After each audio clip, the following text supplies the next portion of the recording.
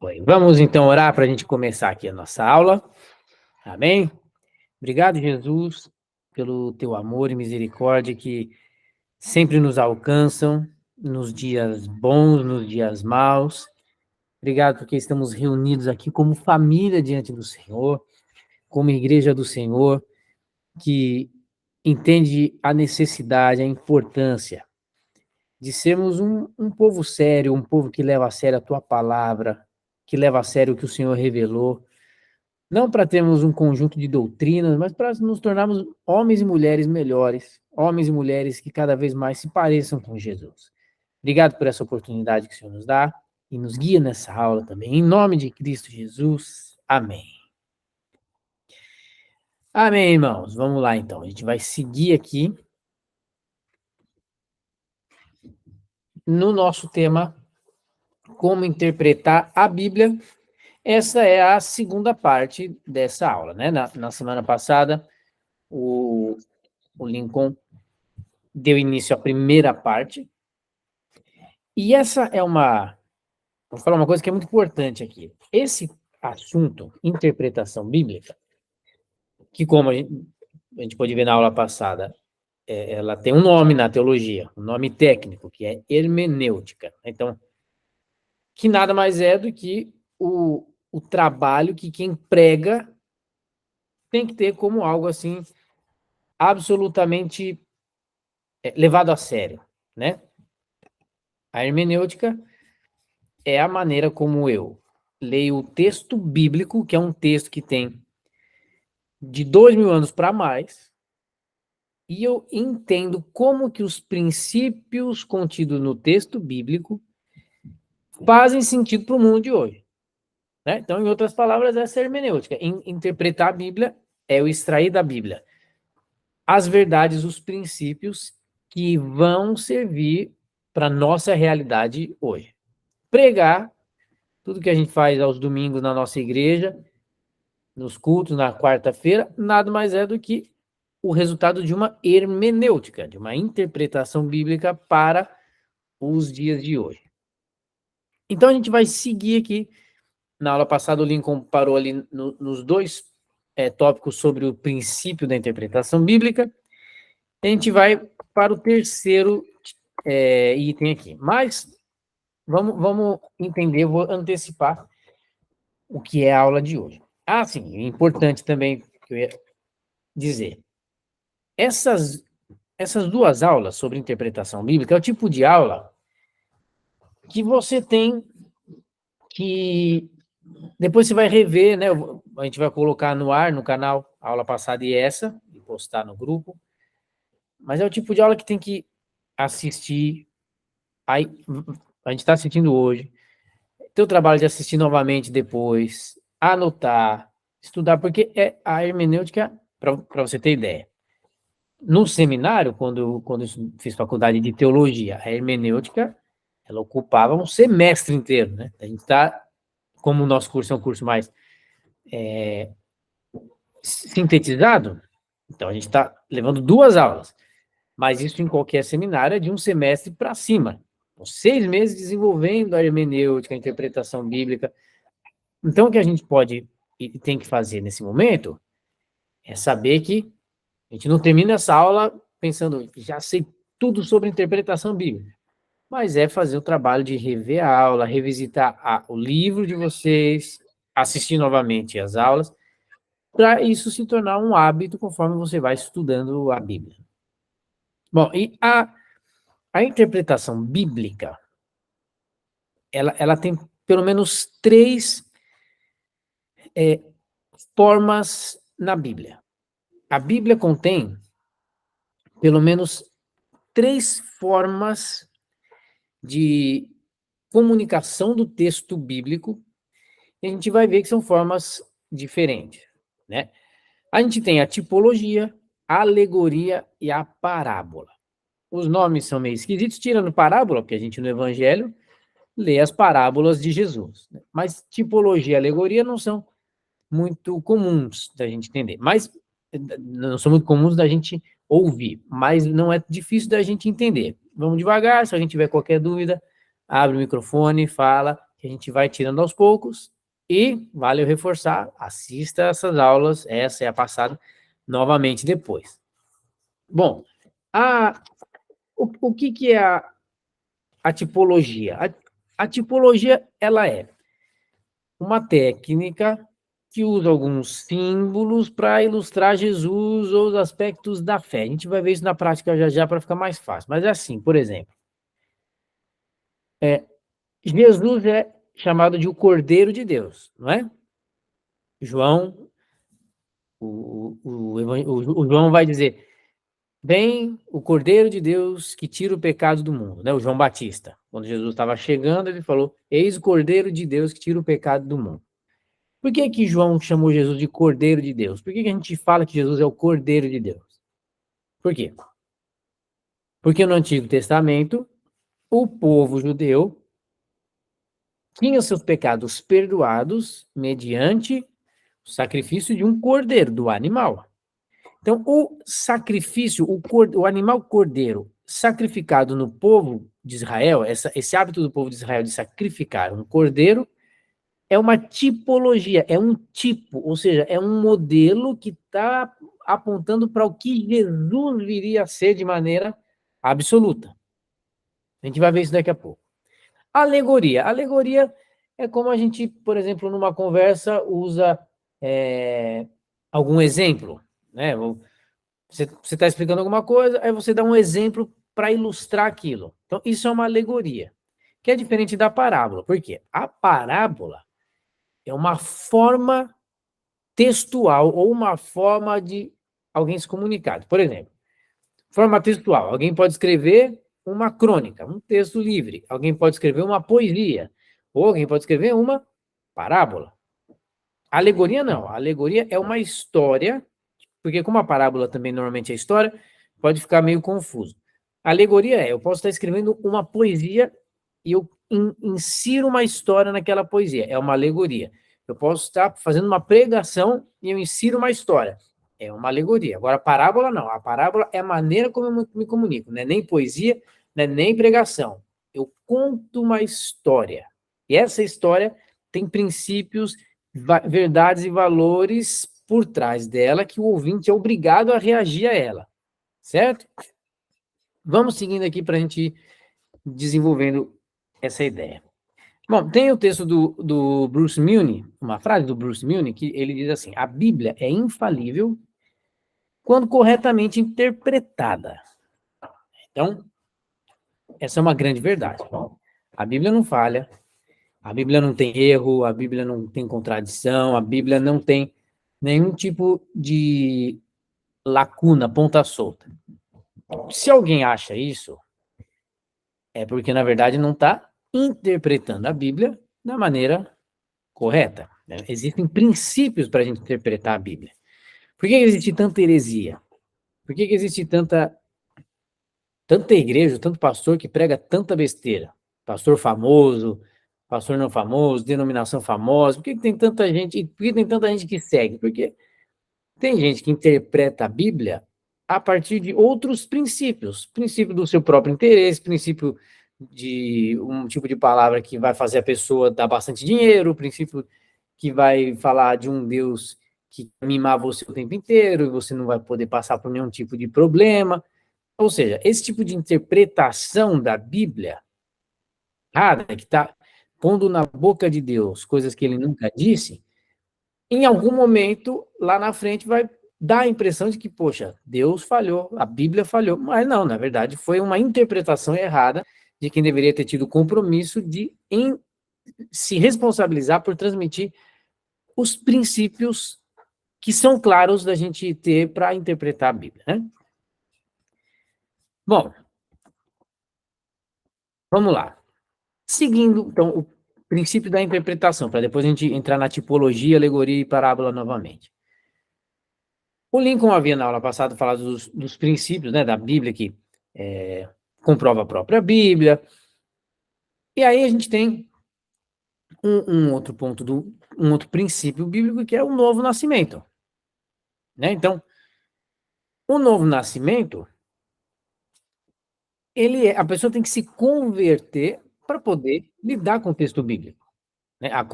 A conversão é um ponto-chave da interpretação da Bíblia, que se eu não me converto, se eu não me converti, então a chance de eu olhar para a Bíblia e achar que aquilo nunca aconteceu, e achar que aquilo é um exagero, achar que aquilo foi invenção humana, é grande.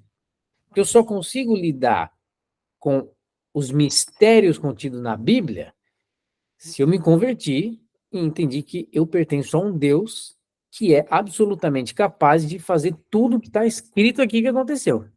É a conversão. Ou seja, isso não depende de inteligência. Ninguém precisa de alta inteligência para interpretar a Bíblia. Ninguém precisa ter concluído a escola. Tem gente que talvez não estudou nem o ensino médio, mas é absolutamente capaz de abraçar o texto bíblico, entender, transmitir. Por quê?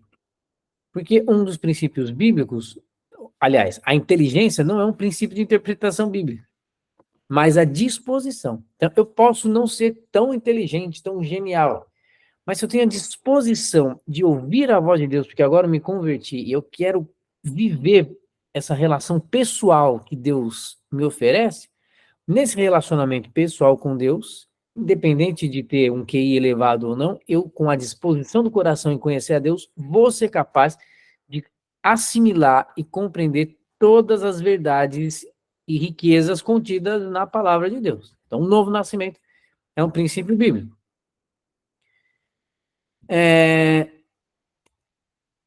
Agora, interprete a experiência pessoal à luz da Bíblia e não a Bíblia à luz da experiência pessoal. Esse é um outro ponto muito importante. Por quê? Porque a gente não pode querer pegar uma experiência que a gente teve, uma experiência de conversão, uma experiência qualquer com Deus, e usar isso como um modelo que todo mundo precisa viver. Tem gente que faz isso. Tem muita igreja em que o pastor acaba fazendo isso, os líderes acabam fazendo isso, pegam uma experiência e constroem aquela experiência como uma doutrina quase. E aí fica caçando texto bíblico para tentar comprovar essa experiência, e não é isso. É a Bíblia, você tem que, a sua experiência pessoal é que precisa estar atrelada à Bíblia. Então, você não força a Bíblia a comprovar a sua experiência pessoal, mas é a sua experiência pessoal que vai validar tudo que você aprende na Bíblia. Então, o principal é a palavra de Deus, então, e não a nossa experiência pessoal. Os exemplos bíblicos só têm autoridade quando parados por um mandamento. O que isso quer dizer? Por exemplo, Moisés foi confrontar o faraó no Egito. Então, se eu quiser interpretar a Bíblia literalmente, sem entender os princípios, o que eu vou pensar? Que eu tenho que fazer como Moisés, eu tenho que pegar um avião, viajar lá para o Egito, encarar, não tem mais faraó, tem o presidente do Egito, vou ter que ir lá enfrentar o presidente do Egito. Por quê? Porque foi isso que Moisés fez na Bíblia, eu tenho que imitar a Bíblia. Faz algum sentido isso? Claro que não. Então, dizer que eu preciso fazer algo literalmente como a Bíblia diz, vai depender muito do princípio por trás daquilo. Tem coisa que é direta, faça ou não faça e acabou. Mas tem coisa que não, tem um valor por trás daquilo que precisa ser levado em consideração para eu entender o que aquele texto bíblico está de fato dizendo para mim. Bom, a escritura ela tem somente um sentido, né? Ela tem que ser tomada literalmente, o sentido da Bíblia, né? Porque, por exemplo, existem textos que são diretos. Não matarás.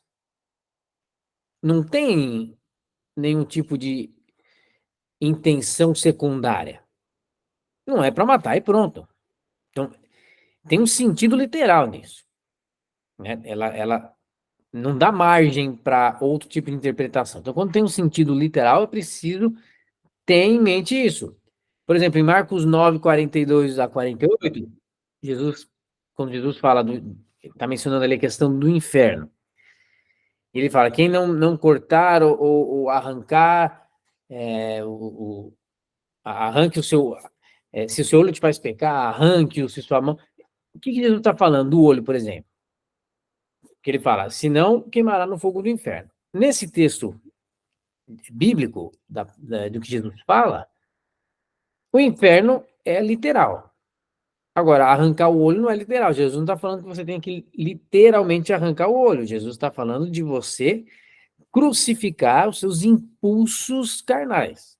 Então, arrancar o olho é uma expressão que tem um sentido por trás disso, que é crucificar, inibir os meus impulsos carnais a partir da ação do Espírito Santo e da minha entrega ao Espírito Santo. Agora, a parte do inferno é, de fato, algo literal, é o inferno mesmo, não tem nenhuma outra interpretação. Interprete as palavras no sentido que elas tinham no tempo do autor. Né? Então, no tempo do autor, no tempo bíblico, lembra, a gente está falando, lembra que a gente estudou, a Bíblia, o Antigo Testamento foi escrito em hebraico, o Novo Testamento em grego. Então, é um outro idioma e algumas palavras, elas vão ter sentidos diferentes. Né? Por exemplo, a palavra fé, em Romanos 14, 23, ela tem um sentido diferente de Hebreus 11, 1. Apesar de ser a mesma palavra em grego, a fé em Romanos 14, 23, ela tem mais a ver com uma consciência que foi redimida e agora ela está em paz, uma consciência pacificada. Em Hebreus 11, que é o texto clássico sobre a fé, não tem essa ideia, tem a ideia do presente que Deus nos dá, da ação de Deus, a fé como aquela ação de Deus na nossa vida pela graça, para a gente passar a crer em Deus. Então, é a mesma palavra com sentidos diferentes. No nosso idioma em português, não é difícil a gente pensar em palavras assim, né? Por exemplo, manga. O que é manga? Manga é uma fruta, mas também é uma parte da roupa, né? Se eu falar para você, desenhe uma manga, talvez metade vai desenhar a fruta, metade vai desenhar a parte. Por quê? Porque é uma mesma palavra que tem dois sentidos diferentes. Na Bíblia, isso acontece também, no texto original, no grego, no hebraico, também acontece isso. Claro que, alguém pode perguntar, mas como que eu vou saber? Aí a gente precisa de outras ferramentas. Dicionário bíblico, dicionários de hermenêutica, chave bíblica. Então, precisa de ferramentas de estudiosos que já desenvolveram para a gente poder ter essa consciência. Por isso que eu falei que a hermenêutica é um assunto que a gente tem que estudar ao longo da vida, na verdade. E, por fim, interprete a Bíblia de maneira dinâmica. Então, o texto tem um significado para a minha vida hoje. O texto bíblico não é um texto morto. Ele é um texto antigo, mas ele é vivo. Então, interprete o texto a partir da sua realidade, dos seus desafios, do desafio da sua comunidade, da nossa cidade, da nossa igreja, sempre dinamicamente. Bom, vamos então tratar da tipologia. O que é a tipologia, então? É a técnica em que a gente pega símbolos no Antigo Testamento e relaciona eles com Jesus ou alguma doutrina bíblica da igreja. Por exemplo, Mateus 12:40. Jonas foi engolido pelo peixe. E Jonas ficou quantos dias dentro do peixe? 3 dias. Isso, o próprio Jesus disse em Mateus 12:40, que isso se referia ao quê? Apontava para os 3 dias em que Jesus, na sexta-feira, morreu, no sábado, Tiago diz que ele desceu, Pedro diz que ele desceu para pregar para os espíritos no inferno, e no domingo ele ressuscitou. 3 dias para Jesus ressuscitar. 3 dias que Jonas ficou na baleia. Então, Jonas, 3 dias na baleia, é uma tipologia, ou seja, é um modelo que está antecipando algo absoluto que aconteceria mais para frente, que era 3 dias para Jesus ressuscitar.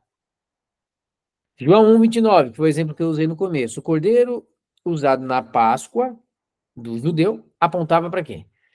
para Jesus, que é o Cordeiro de Deus. Então, o Cordeiro era o animal que era morto para o judeu ter o seu pecado perdoado. Jesus é o Cordeiro de Deus que é morto, tal qual o Cordeiro animal. Mas agora, Jesus, o sacrifício de Jesus não é para um povo, não é para o judeu, é para o mundo, é para a raça humana. Então, o Cordeiro animal é uma tipologia. E tantos outros, a serpente que Moisés levantou no deserto apontava para a crucificação de Jesus. A primeira Páscoa, que seria a nossa Páscoa, né?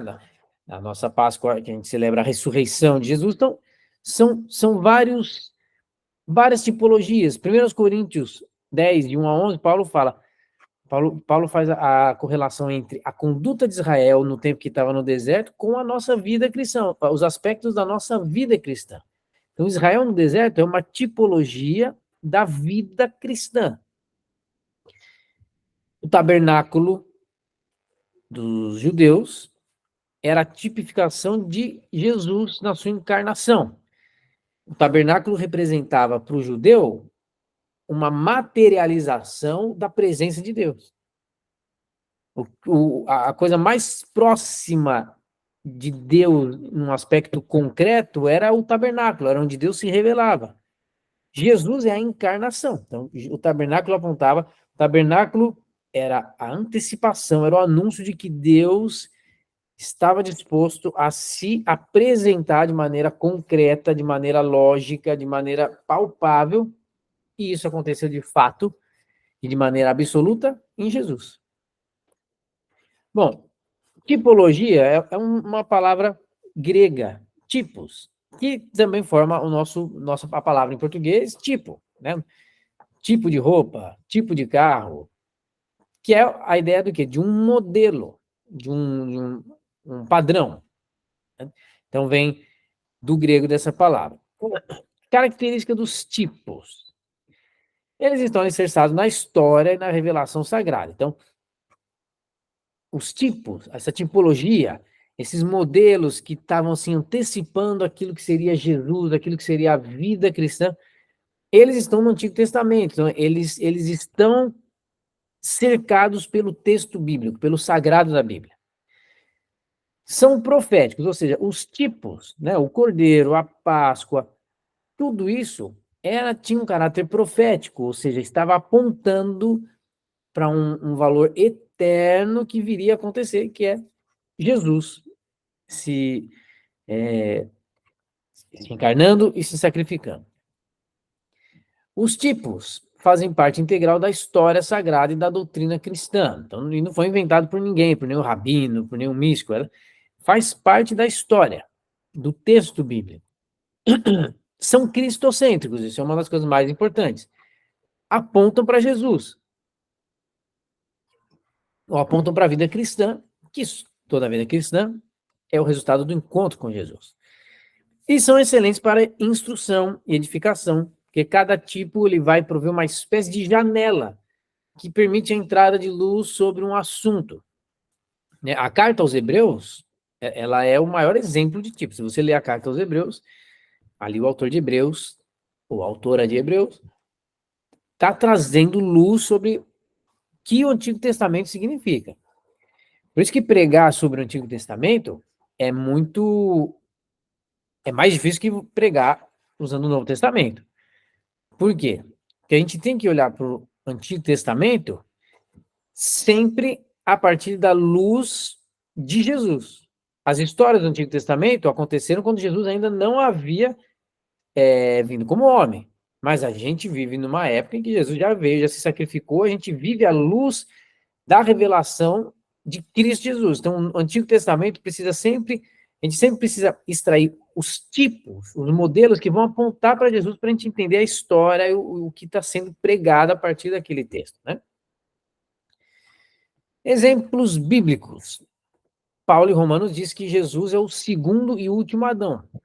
Então, Adão, ele é um tipo, tem uma tipologia em relação a Jesus. Como? Adão foi criado. Em Jesus, a raça humana, nós, quando nos convertemos, somos recriados. É a regeneração. É o novo nascimento. Então, o Adão acaba sendo uma tipologia que apontava. Adão é o homem gerado de maneira limitada, finita e vulnerável, capaz de cair, tanto é que caiu em pecado. Jesus é a regeneração do modelo ideal de homem que nunca deveria ter escolhido o fruto do conhecimento do bem e do mal, mas o fruto da vida eterna. A primeira Páscoa ilustrava Cristo, o Cordeiro da Páscoa antecipava o Cordeiro de Deus, como a gente já viu, né? Agora, alegoria. O que é alegoria? Essa palavra também vem do grego, alegorio, tem a ver com falar simbolicamente. Como eu expliquei no início. Alegoria é aquela narrativa, é aquela história que você insere para valorizar ainda mais a ideia que você está trabalhando. Essa palavra, ela aparece em Gálatas 4, de 21 a 31, quando Paulo está falando de Agar e de Sara, então Paulo vai dizer isso é uma alegoria. E é a única vez que essa palavra aparece na Bíblia. Né? Agora, a parábola, ela é um pouquinho diferente, porque a parábola, ela é uma história contada do início ao fim, não é uma história que foi inserida. É um tipo é uma forma de você se comunicar, de você falar. Então, a definição de parábola, ela também vem do grego, mas ela é a junção de duas palavras gregas, não apenas uma, que é para de ao lado, né? Igual a gente tem aqui, por exemplo, Paralimpíada, né? Que é uma Olimpíada ao lado, ou seja, uma forma paralela de Olimpíada, né? E a palavra balon, que é jogar, colocar. Então, a ideia é de você colocar uma coisa lado a lado. Que no português a gente pode traduzir como comparar. Então, a parábola é uma espécie de comparação. É uma história que tem um princípio e um valor que me obriga a comparar com um princípio que está sendo trazido a partir dessa história. Por isso que a Bíblia, na linguagem de hoje, quem tem essa Bíblia na tradução da linguagem de hoje, ela traduziu a palavra parábola por comparação. Agora é importante, como que a gente interpreta as parábolas? Primeiro, cada parábola é de um jeito, né? Onde que a gente tem as parábolas? Nos evangelhos. Jesus usou muito as parábolas. Primeira coisa, determine o auditório, ou seja, para quem Jesus estava pregando. Aquela parábola era para os discípulos, era para a multidão, ou era para os fariseus? Quem que é o auditório? Quem que é o público? Segunda coisa, examine de maneira cuidadosa o contexto. Terceiro, considere também o fundo histórico, cultural. Então, o contexto, fundo histórico, cultural, também, irmãos, depende de ferramentas, tá? Ferramentas que eu digo é dicionário bíblico, livros sobre a vida diária nos tempos de Jesus, por exemplo. Então, são ferramentações que a gente usa de maneira periférica, mas o protagonista sempre é o texto bíblico, tá? Então, veja o fundo histórico, tente encontrar se naquele texto, naquela parábola, houve uma decisão, uma reação por parte de quem estava ouvindo aquela parábola. Que reação foi essa? Tem que ser levado em conta. Preste atenção no início e no final da parábola, como que ela está começando, como que ela termina, como que Jesus começa, qual é o que motivou Jesus a contar aquela parábola. Interprete todos os termos, todas as palavras. Né? Por quê? Porque senão a gente corre o risco de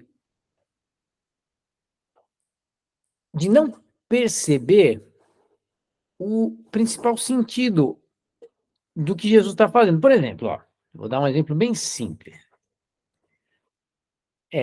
Se Se você abrir, vamos lá, vamos fazer um exercício aqui. Quem tiver com a Bíblia aí, abre a Bíblia em Lucas capítulo 15, no versículo 11. A nossa Bíblia, irmãos, ela tem... A nossa Bíblia é feita por uma editora, certo? Que é quem fabrica a Bíblia e tudo mais. Então, por exemplo, se eu tenho aqui...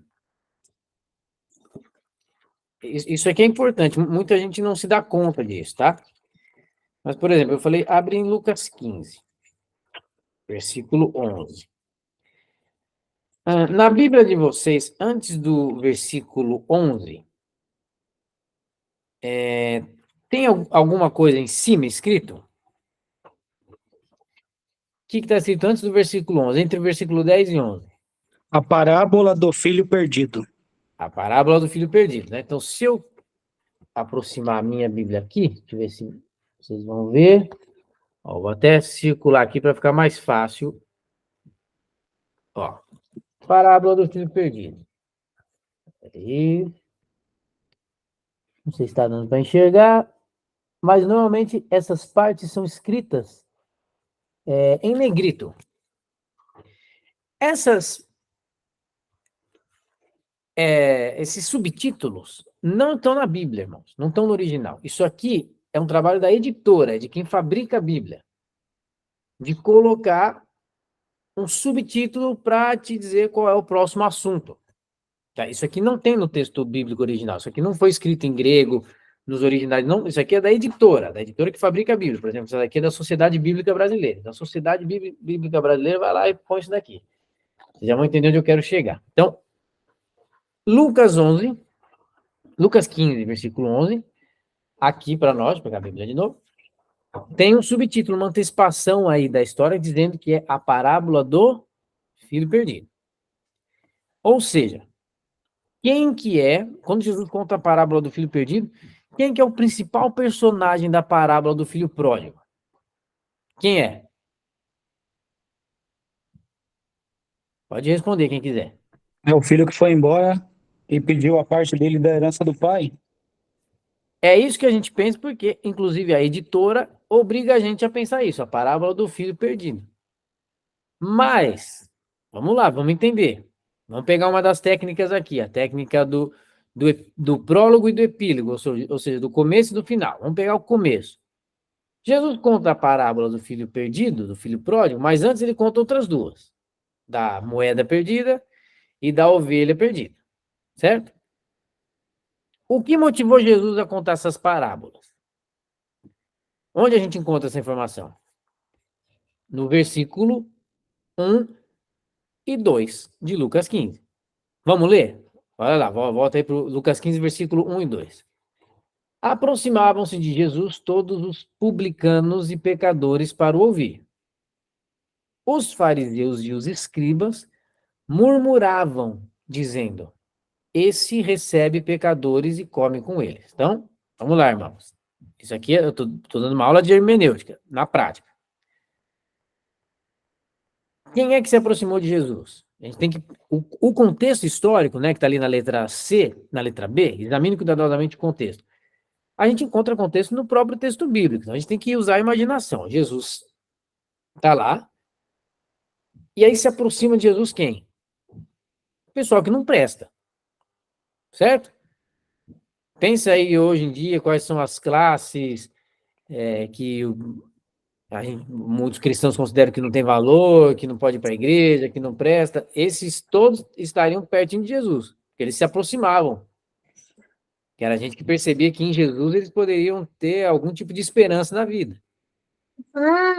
Os crentes da época, eles tinham dificuldade de entender isso. Como, infelizmente, alguns de hoje também têm.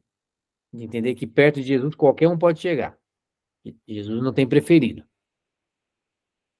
E aí, os fariseus e escribas eram os crentes da época que achavam que o povo pecador não tinha direito de ouvir Deus falando.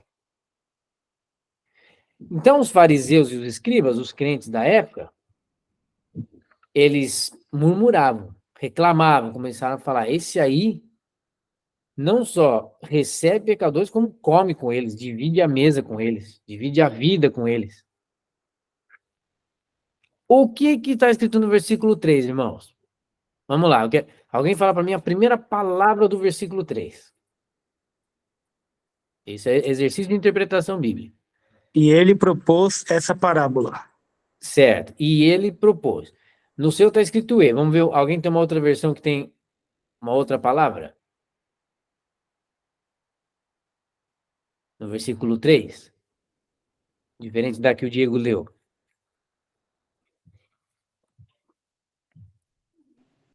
Quem tiver pode abrir o microfone e falar. Então Jesus lhes contou essa parábola. A primeira palavra do versículo 3 é então. Então, O que isso significa? Que Jesus só contou a parábola da ovelha perdida, da moeda perdida e do filho perdido. Por quê?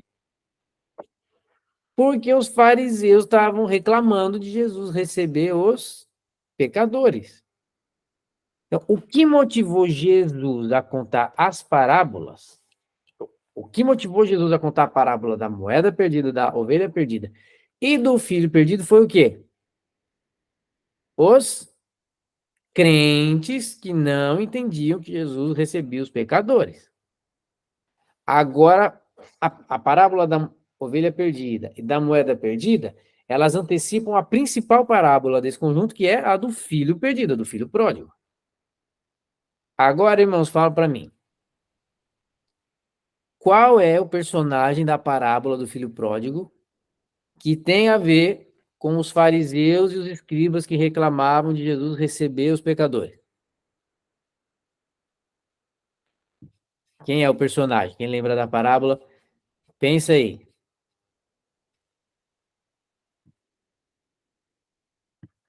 Não era Tomé que se embriagava? Não, da parábola do filho pródigo. Na parábola do filho pródigo tem um personagem que tem a ver com os fariseus e os escribas que estavam reclamando de Jesus receber aí o pessoal que tinha pecado. Quem que é? O irmão mais velho. O irmão mais velho. O principal personagem da parábola do filho pródigo não é o filho pródigo, é o irmão mais velho. Mas tá vendo como às vezes até uma editora deixa a gente assim, sem perceber a profundidade? E tá no texto, ó.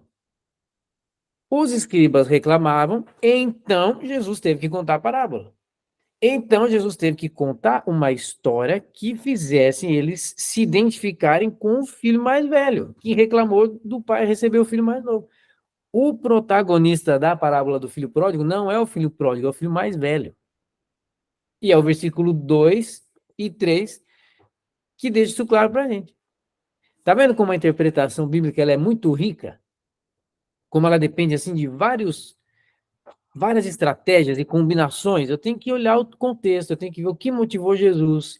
Vou para o texto, vou ver a parábola, vou entender o que naquela parábola, quais são os personagens daquela parábola e quais desses personagens se identificam com o personagem principal que motivou Jesus a contar aquela parábola. Então, em Lucas 15 agora, nunca mais depois dessa aula você vai olhar para a parábola do filho pródigo e achar que o personagem principal é o filho pródigo.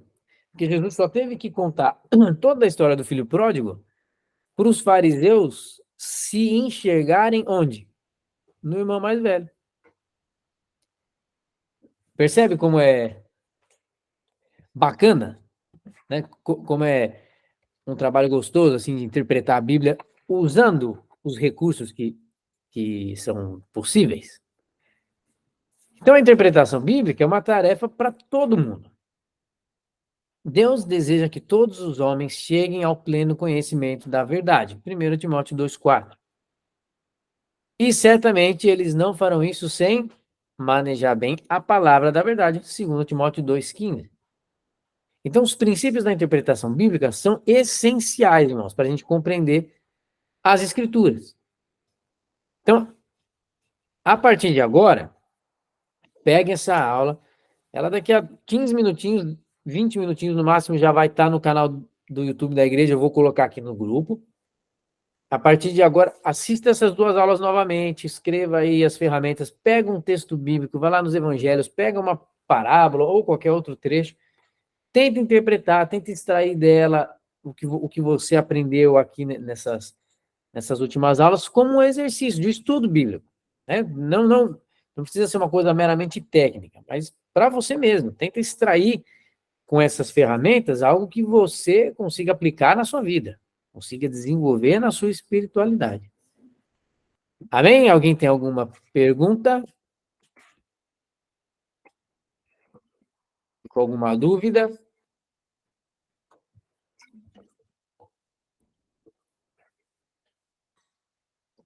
E quando eu falei do subtítulo que está ali, a parábola do filho perdido, não é que a Bíblia tem erro, tá, irmão? A editora que quis interpretar assim, e coloca, porque na verdade o personagem que Jesus coloca a lanterna é o filho pródigo mesmo. Mas o motivo principal dessa parábola existir é o filho mais velho. Se eu fosse diretor da editora, eu não colocaria a parábola do filho perdido. Eu colocaria a parábola para o filho mais velho. Porque Jesus só contou tudo isso por causa dos fariseus, né? Então, só para deixar claro, tá? A Bíblia, não falei que a Bíblia tem erro. O subtítulo da editora é que é uma questão de interpretação do corpo diretivo lá que põe assim. Amém? Então, nos vemos na semana que vem aqui, no culto, na igreja. Se Deus quiser. Quem for, domingo também. Tá bom? Chega um pouquinho antes lá para tomar um café no domingo. Quando ele fala do filho mais velho, né? Não entendi. Foi o Diego que falou? Isso. Fala de novo, Diego, por Tá favor. no 15:25, né? Quando ele fala do filho mais velho. Isso, exatamente. É o versículo 25 que entra o filho mais velho na parábola do filho pródigo. Exatamente. Amém, irmãos? Amém. Amém. Deus abençoe vocês. Obrigado. Amém. Muito agradecido. Oportunidade de semana. Obrigada, Samuel. Deus abençoe, viu? Um abração para todo Boa mundo. semana a todos. Deus abençoe. Vai. Ótima semana. Boa noite.